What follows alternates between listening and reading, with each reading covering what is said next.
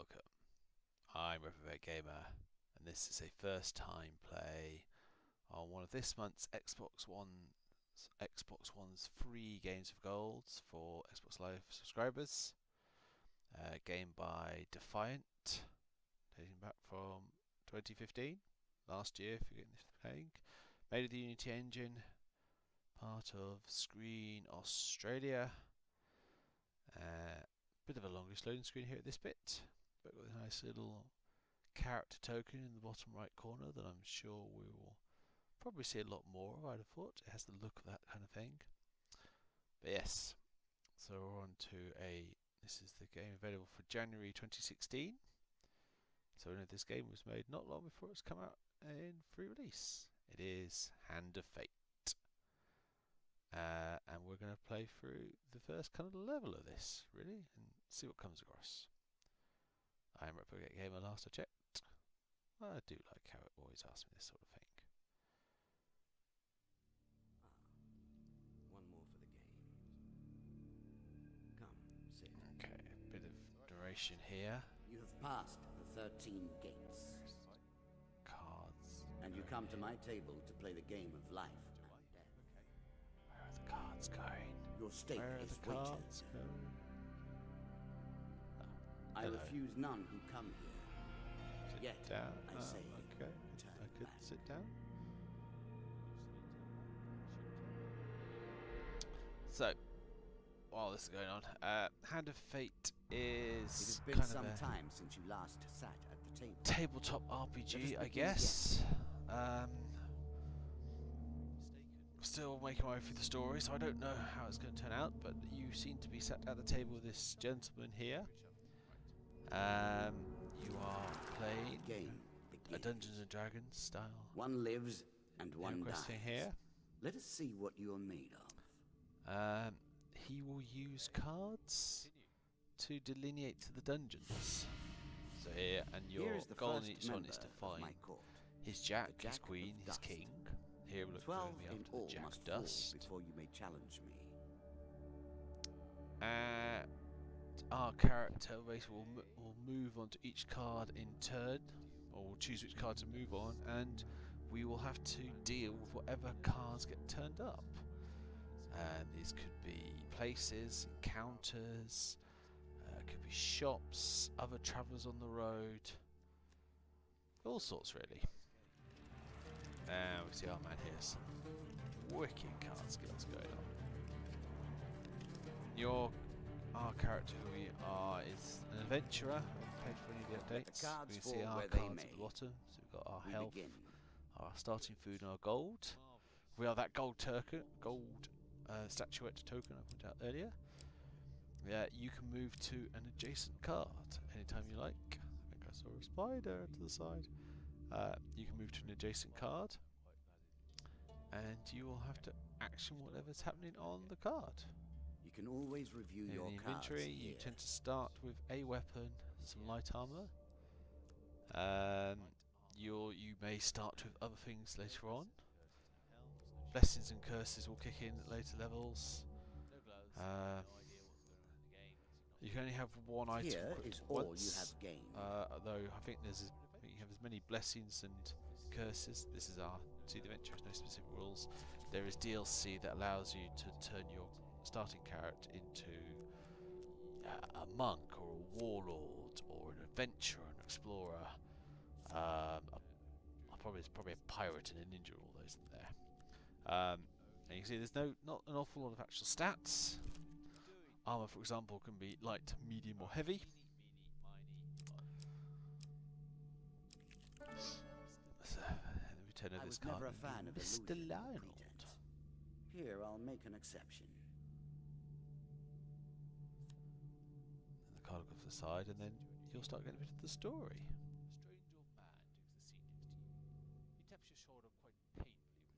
So our first character we have met is a goblin with a wonderful moustache.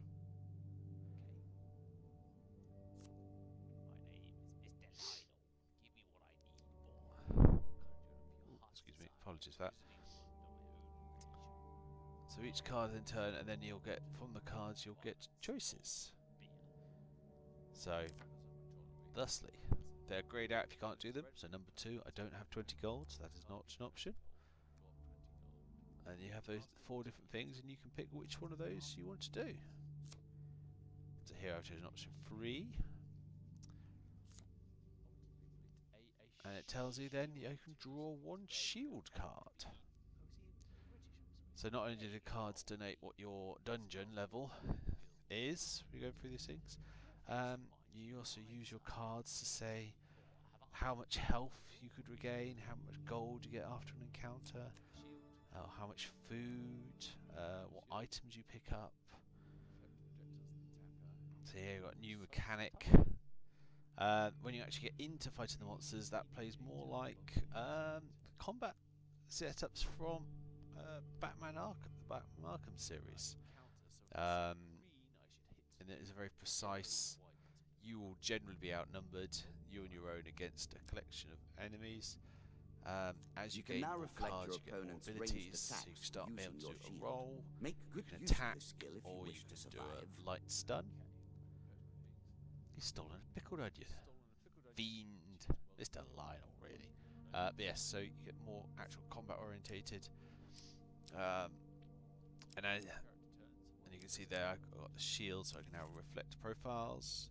You can see you can go back on your journey. But yes, if you only move to cards that are adjacent, this is a nice simple layout. Straight along. Fair Merith. This card is the Maiden. This encounter remains vivid. Well, it looks like what it is in the moment, I'm sure. And that's kind of at its basic, that's it. So, not really all that complicated, but somewhat engrossing. And then you then start to work out what kind of synergies you look for, and as you go through it, you'll get curses and blessings. So it could be your blessing would say if you are able to kill this particular person first, we'll give you some gold for free. Or you could choose to go for a combat orientation. You could go for a more defensive one. So, with my shield, I can now reflect profiles. There's something called the helm reflecting later on. It's nice to pick up. Increase my health there. You can see my card down there all goes up. My maximum health on the low bit goes up at this stage. Yeah, so my helm of reflecting, every time I do a reflection, will then create a little mini explosion. Cast a bit more damage out to it. You see on the cards to the left, as I move to each card, you lose 1 food item. You gain some health.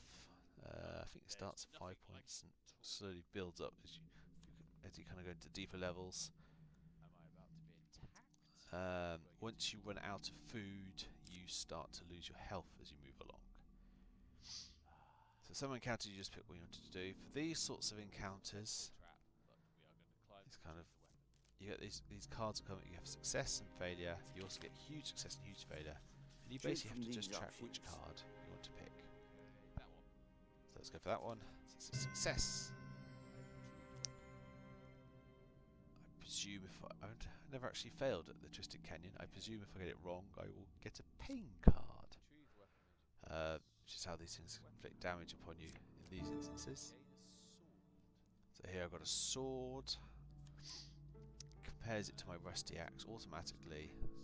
I'm allowed to pick whether or not to equip it. A moment to savor. I believe, though I could be wrong, that your starting light armor and your starting axe, it's generally an axe you start with, are discarded. Which is what I'm searching for them here to try and find where they've gone. Items you've picked up as you've gone through the game, it is possible. So I was seeing if you could go back to the Elf Maiden. The Elf Maiden is saying about you go back to spaces. So I think I should go back on myself there. I'm burning through food at this point doing that, and I really shouldn't be doing it.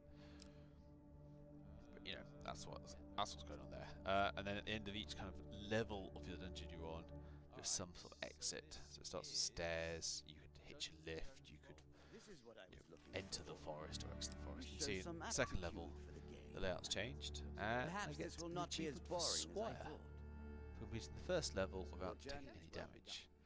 The fact there were no combat setups on that Made that pretty simple. But yes, you can see this. This is kind of the meat and bones of the game. It throws you straight in each and every time.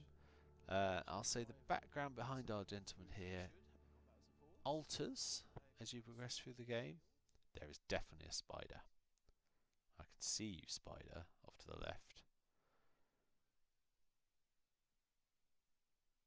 And as you try out new cards, his red box to the side of him will give you more tokens, which then unlock more cards to go through. You can go back through levels you've already played. Some things obviously will move the items around. So, say the field of poppies. A spoiler here: the field of poppies will rearrange the level you're on. So wherever you think all the cards were, they'll be somewhere different. There's other ways to move around. There'll be physical obstacles. Some of the fight sequences are just more like trap runs, so you come a bit nearer to something like, say, God of War, I guess, in that respect. And it doesn't look like much, but actually it's a really nice little game. As you can see, the controls are all there. There's nothing. So artifacts, weapon abilities and counters will only kick in if you've actually got items that will do it. Go into settings, it's basically audio and subtitles. Subtitles default to off on this. We put them on, I've noticed they tend to get in the way of the graphics. So we're at the point they appear. Don't want to reset the progress. So the spider itself is an option to remove the spider. And you can change what colour you want to use on there. I think you have red, green, red, blue and blue, yellow. Not many options there. So some of them aren't fight sequences, they're more, you're going through like a trapped dungeon. Again, more God of War style. And then the credits here go for quite a bit. I believe, from what I can work out on this, there was some sort of crowdfunding to get this up and running. And every single person involved in that gets the thing. I'm going to fade this out here. Alright, coming back in now, showing off one of the fighter sequences. This is against the Jack of Dust. So I've skipped a couple of cards through, I'm just showing off a combat bit. So I've now got a helmet, I've got a shield. As you can see, there's the green things there allow you to see counters. You want to do it. The red versions mean you can't. Your combo counter counts up in the bottom corner. And I cannot work out the timing. If you're button mashing, you're not able to escape in time. Which is how I can see those things are coming, but I'm hitting the buttons a bit too much. That's just a straight dodge out of the way. That's not counter. You can attack people who are prone if they're still alive. It's possible to knock them down.